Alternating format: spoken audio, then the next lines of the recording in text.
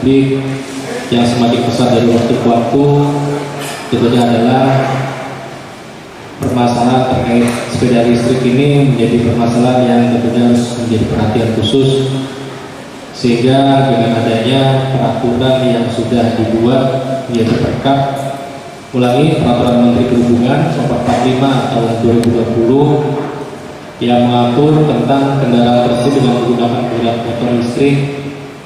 Hal tersebut tentunya mungkin belum terlalu banyak dilihat untuk tersosialisasi dengan baik kepada masyarakat luas, karena tentunya dengan adanya sepeda listrik, hal ini ataupun kendaraan tersebut memberikan suatu kemudahan, efisiensi baik energi dan ramah lingkungan. Namun tentunya dengan tidak adanya regulasi pada saat sebelum keluarnya permen tersebut, banyak potensi-potensi yang mengakibatkan terjadinya kerawanan-kerawanan yang mengakibatkan kecelakaan lintas, di mana sebagian besar mengalami fatalitas dari mulai luka ringan, luka berat sampai dengan kehilangan nyawa ataupun meninggal dunia.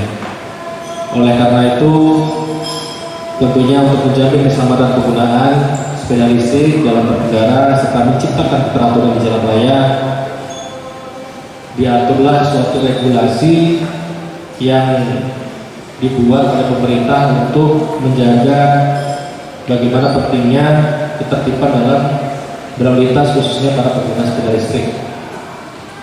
Dalam aturan tersebut ditegaskan bahwa sepeda listrik ini hanya dapat digunakan pada jalur tertentu seperti jalur sepeda, kawasan pemukiman, dan kawasan tertentu yang ditetapkan oleh pemerintah daerah. Selain itu, pengguna juga diwajibkan menggunakan helm, tidak boleh mengangkut lebih dari satu orang, dan tidak menggunakan jalan umum atau protokol yang padat oleh kendaraan bermotor. Karenanya aturan ini disusun semata-mata untuk melindungi keselamatan pengguna jalan ataupun pengguna sepeda listrik lainnya. Dan kemudian fenomena pengguna sepeda listrik ini tentunya pemakainya kebanyakan adalah para anak-anak yang masih berada di bawah umur, yang tentunya juga sebagian besar tidak menggunakan helm, tidak melakukan manajemen keselamatan, dan tentunya digunakan di jalan-jalan besar yang didampingi dengan kendaraan bermotor, sehingga tentunya hal tersebut berpotensi membahayakan keselamatan pengguna jalan lainnya. Tentunya dalam sisi kemanusiaan, penggunaan sepeda listrik dari niat awal untuk memberikan kemudahan dan efisiensi, namun jadinya menjadi suatu sumber petaka atau permasalahan karena kurangnya kesadaran dan kepatuhan terhadap aturan-aturan yang sudah dibuat. Oleh karena itu, kami dari jajaran Direktorat Lalu Lintas terus melakukan edukasi dan sosialisasi kepada masyarakat. Namun selain dari itu, kami juga membuka ruang dialog dengan para pemangku kepentingan, termasuk komunitas pengguna sepeda listrik dan dari para pelaku industri lainnya. Pada kesempatan ini, kami dari Direktorat Lalu Lintas sekali lagi mengapresiasi terhadap pengembangan aplikasi berkeselamatan yang dibuat oleh PT NCI. Tentunya kami dari jajaran Ditlantas mendukung penuh terhadap pengembangan teknologi tersebut dan tentunya berharap mendapatkan manfaat yang baik terhadap masyarakat dalam keberadaan sepeda listrik. Karena tentunya kesepahaman antara kemajuan teknologi dan urgensi keselamatan ini akan menjadi pendorong dalam mengedepankan keselamatan sebagai prinsip utama dalam berlalu lintas, khususnya di wilayah Kota Jakarta.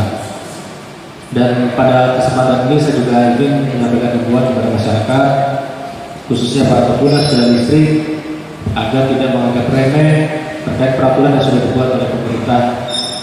Patuhi jalur yang sudah ditentukan, gunakan helm, dan pastikan kendaraan digunakan sesuai dengan aturan yang berlaku. Jangan sampai karena kelalaian dapat meninggalkan masa depan yang telah direncanakan.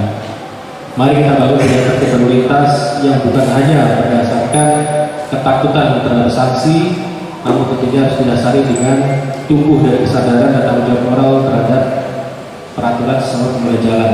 Dan tentunya mari kita bersama-sama dan bersinergi bergerak untuk mewujudkan lalu lintas yang aman, tertib, dan berbudaya di seluruh wilayah Indonesia, khususnya di Ibu Kota Jakarta.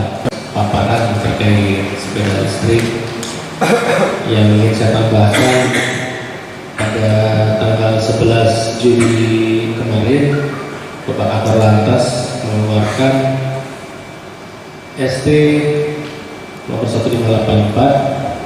Jadi di masa operasi patuh ini kami juga ingin menyampaikan bahwa penggunaan kendaraan bermotor listrik seperti sepeda listrik, skuter listrik, hoverboard, otopet, dan unicycle ini juga bagian dari pengguna jalan yang tentunya sudah diatur klasifikasinya berdasarkan Permen Hub nomor 45 yang tadi saya sampaikan, sehingga berkaitan dengan poin tersebut apabila ada pelanggaran-pelanggaran dan tentunya akan dilihat eskalasi pelanggaran secara proporsional, maka penindakan terhadap pelanggaran kendaraan tersebut apabila pelanggarannya ringan seperti mengoperasikan kendaraan di luar kawasan akan dilakukan tindakan dengan memberikan teguran tertulis.